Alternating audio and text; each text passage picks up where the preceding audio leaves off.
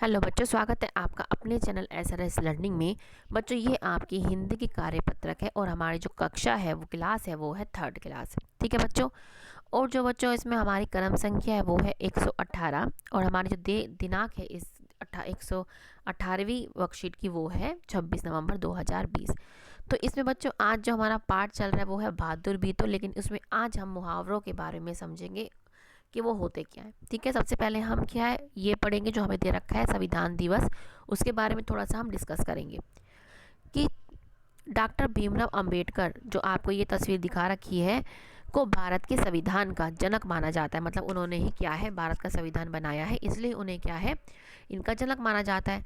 26 नवंबर का दिन भारत में संविधान दिवस के रूप में मनाया जाता है। इसी दिन 26 नवंबर को वर्ष 1949 में, ठीक है, संविधान सभा द्वारा भारत के संविधान को स्वीकृति दी। मतलब क्या है इस दिन क्या है हमारा बना, इसको स्वीकृति मिली। लेकिन पूरी तरह से जो हमारा संविधान लागू हुआ है वो कब हुआ, 26 जनवरी 1950 को ये क्या प्रभाव में हमारा आया। और हमारे ये जो हमारी चित्र है ये हमारा डॉक्टर भीमराव अंबेडकर जी की हमारा पिक्चर है। और आज का दिन क्या है हम मतलब 26 नवंबर को हम क्या है संविधान दिवस के रूप में मनाते हैं। और ये याद रखें कि हमारा जो पूरी तरह से जो हमारा कॉन्स्टिट्यूशन हमारा जो संविधान है वो 26 जनवरी को क्या है लागू हुआ था। अब हम चलते हैं आगे। बच्चों, हमने बहादुर बीतो पाठ को अच्छे से पढ़ा। अगर आपने नहीं पढ़ा है बेटा तो एक बार पढ़ लीजिएगा।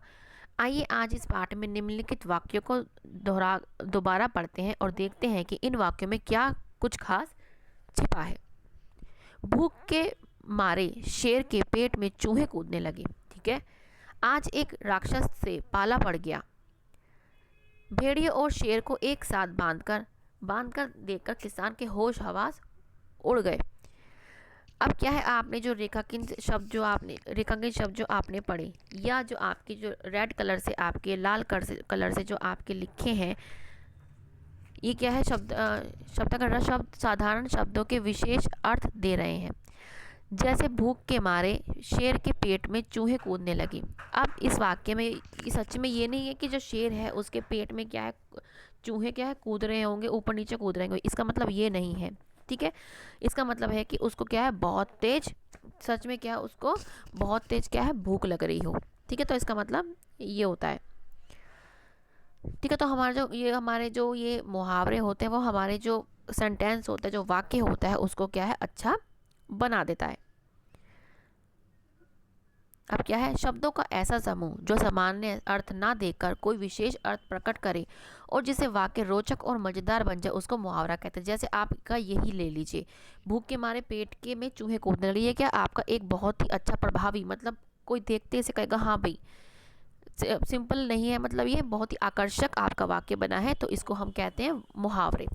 साधारण वाक्य जैसे आपका होता कि माँ बहुत गुस्से में, ये बहुत ही साधारण सा है, लेकिन जब आप इसमें मुहावरा लगा देंगे तो क्या बन जाएगा, माँ गुस्से में लाल पीली हो रही है। तो जो ये वाला आपका जो वाक्य बन रहा है ये बहुत ही आकर्षक है, ये बहुत ही मतलब देखने में बहुत ही मज़ेदार और रोचक लग रहा है। ऐसे ही जैसे ये बहुत सारे हमारे बेटा आप जो आपकी वर्कशीट में ये जो मुहावरों के जो डेफ परिभाषाएं या मुहावरे आते हैं इनको आप लिख लिया करो। ठीक है, ऐसे ही आपका ये क्या है फूला ना समाना, इसका मतलब होता है फूला मतलब ये नहीं कि वो मोटा हो गया, इसका मतलब होता है बहुत पर्सन होना। कमर कसना, कमर कसने का मतलब ये नहीं कि उसने कमर कसी होगी किसी चीज़ से, कमर कसने का मतलब है कि अपनी पूरी तैयारी में जुट जाना, मतलब जो भी हम कर रहे हैं उसको 100% से भी ज़्यादा हम क्या है उसमें दे रहे हैं। पाला पड़ जाना, सामना हो जाना। ठीक है, तो हमारे ये क्या है मुहावरे हैं। अब हमारा फर्स्ट पर्सन जो है क्या है कोष्टक में से उचित मुहावरा चुनिए और वाक्य को पूरा कीजिए। जैसे इन्होंने हमें एक दे रखा है, आलू की चाट देखते ही मेरे मुंह में पानी आ गया। अब इसमें से हमें चुनना था कि मुंह में पानी आना या दुम दबाकर भाग जाना। इसमें क्या आएगा मुंह में पानी आ जाना, मतलब चाट जब अगर आप देखते हैं तो आपके खुद ब खुद क्या है आपके मुंह में पानी आ जाता है। ठीक है, अब हमारा दूसरा ख है कि मीनू ने आस्था से उसकी गुड़िया मांगी तो उसने डैश दिखा दिया। अंगूठा दिखाना है, कमर कसना, उसने क्या दिखाया होगा अंगूठा, क्योंकि उसने कहा मैं तुम्हें नहीं दे रही, उसने क्या अंगूठा दिखा दिया, तो हमारा ये सही हो गया।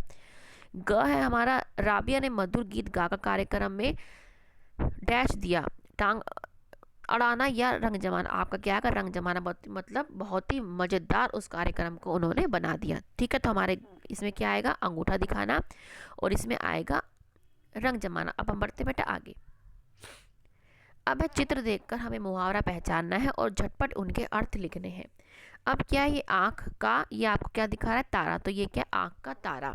ठीक है, इसका मतलब होता है बहुत प्यारा। बच्चे ये आपके लिए मैंने लिख के रखे हैं, उससे पहले हम एक बार समझ लेते हैं।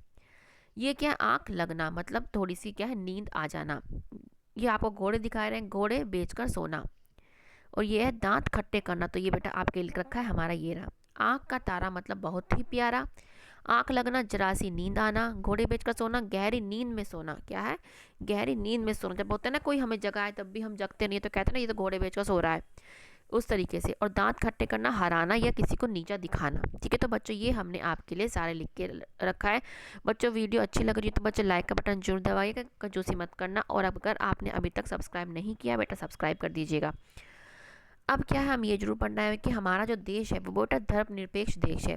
धर्मनिरपेक्ष का मतलब है कि यहाँ पे सभी देशवासियों को समानता का अधिकार है, चाहे वो कोई सी भी जाति का हो, संप्रदाय का हो या धर्म से संबंधित हो। इसलिए हमारा देश क्या है, धर्मनिरपेक्ष देश है। मतलब हमारा जो देश है उसका कोई अपना कोई धर्म नहीं है, और यहाँ पे सब लोग समान है, चाहे वो कोई सी भी कौम से आते हो, जाति से आते हो, धर्म से आते हो।